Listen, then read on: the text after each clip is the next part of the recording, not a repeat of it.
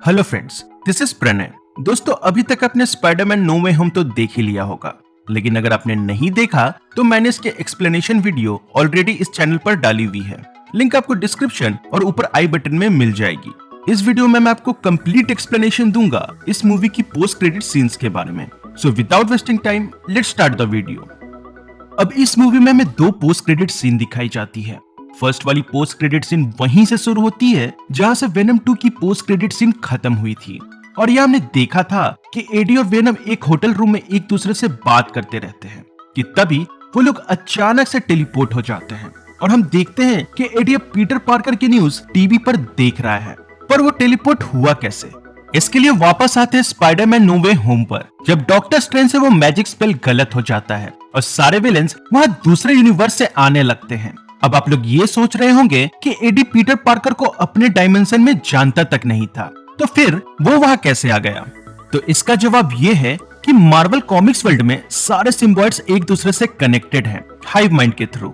Simple word में कहा जाए तो अगर एक वेनम को अपने यूनिवर्स में पीटर पार्कर के बारे में पता होगा तो दूसरे यूनिवर्स के वेनम को भी पीटर पार्कर के बारे में पता होगा हाइव माइंड के जरिए।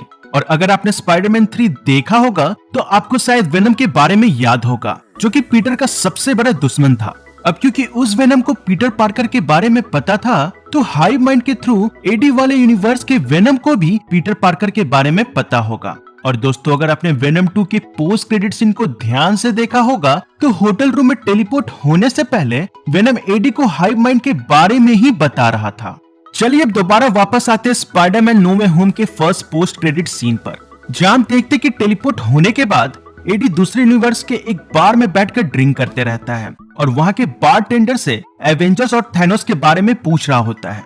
तभी फिर से डॉक्टर स्ट्रेंज उस स्पेल का यूज करते हैं और सारे विलेंस की तरह एडी भी अपने यूनिवर्स में वापस लौट जाता है। लेकिन यहाँ पर वेनम के बॉडी का एक छोटा सा सिम्बॉइड का टुकड़ा वहीं पर रह जाता है।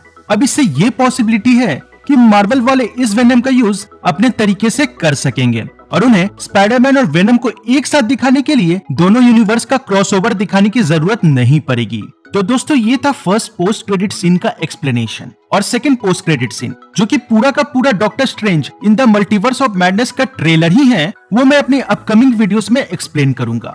So stay tuned for the upcoming videos. Thanks for watching.